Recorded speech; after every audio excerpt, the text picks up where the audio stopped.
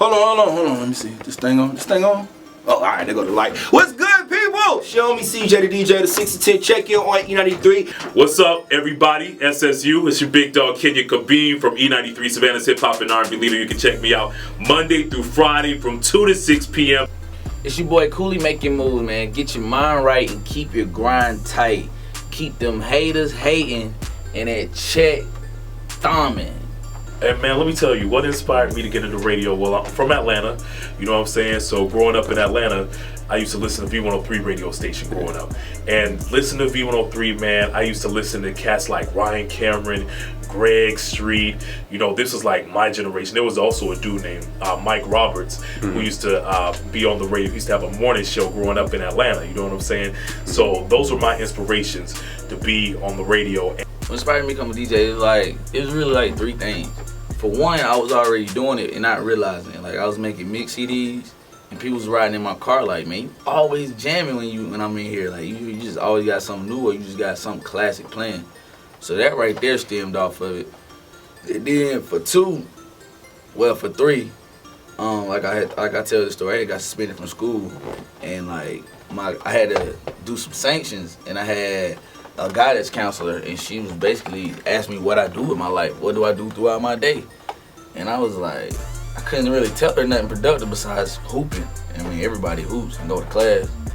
So, I mean, that made me dig a little deeper. I never knew I wanted to be a DJ, to be honest with you. I knew I always wanted a career in music. I know when in first grade, when kids was like, when I grew up, I want to be a doctor, I want to be a policeman, I want to be a music man. I drew a stick man with music notes around. So I knew I always wanted to do something in music. I didn't know that it was going to be DJing per se. One thing just led to another, and when I landed and got hold of it, man, I just fell in love with it. And for me, it was always, or it still is, it's always about progression. Radio is still relevant today because the thing is that, people from a local aspect, people need to know what's going on in their community. So that's why local radio still is relevant because, if you turn to satellite radio, you won't be able to find out what's going on, in your city. You want to know where to turn up. You want to know where the community events are happening. You want to know what's going on in your neighborhood. So that's why local radio is relevant, and it's always going to be relevant. Local radio is never going to go away. People said that back in the day when I first started, when the satellite radio was coming out, local radio is here to stay. Contrary to what people think, man, I don't think radio or DJing is going anywhere, man. I mean, you're right. Folks got Pandora, you got Spotify, you got iTunes. You can sit there and listen to what songs you want when you want. But then there's also things that radio personalities can offer that no app can give you. You know what I'm saying? Entertainment news. Giving you the heads up on what's going on with your favorite celebrities. Giving you updates. On what's going on in the community, what's going on in the world. Sometimes, depending on the personality, just giving you, their own personality. You know what I'm saying? Like, folks are going to always love Kenya for his personality. You know what I'm saying? There's folks who love, Charlemagne, on the Breakfast Club for his personality. That's not something that you can get off of an app. Listeners don't have the taste the DJ has. The DJ is not a jukebox. He's not an iPod. So that's why you have Spotify, all that. So when you're in a club or at any event and people are requesting, you only get so many requests before we start charging. You know what I'm saying? So that's the difference between Spotify. Like, this ain't just pick what you want to hear. This is you trust my groove. And at the end of the party, if the overall groove was wrong, then I'm a bad DJ in your eyes. That's just the DJ's fault. But you shouldn't need no Spotify. Like, why hire the DJ? Or why even have a DJ? So I feel like they're definitely relevant just from a taste perspective. People forget about the taste.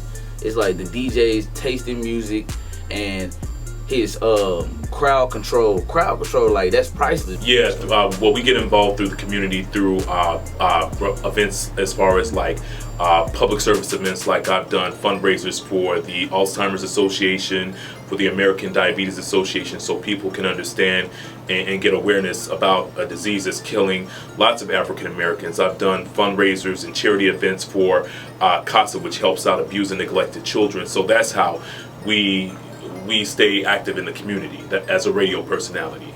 In a way, we can either influence or cause somebody to look at it from another view. You know what I'm saying? Like I said, and I stress it enough. You know what I'm saying? Folks fall in love with radio personalities for two reasons. One, we're either saying what you're thinking, Or, you know, you got some folks who we saying the opposite of what you thinking. So, you know, it's like, he wrong. You know what I'm saying? Either way, you know, hate it or love it, you know. But I don't think we can change the minds of people. But I do believe that, you know, we can, you know, influence, inspire, motivate. We change minds just through, you know, our day-to-day dealings with people, you know, in the streets. You know, I'm a dude that is, you know, from a single parent family. Life wasn't easy for me, and I share my story. And, you know, when I share my story, it changes minds. It lets people know that, okay, this is a guy that worked hard to get to where he is today. If I work hard, if I, you know, focus on my dreams, I can do whatever I want to do. You know, so I mean, I feel like that's how we have a lot of, you know, influence, and we change minds, we change perceptions of how people look at us as African Americans.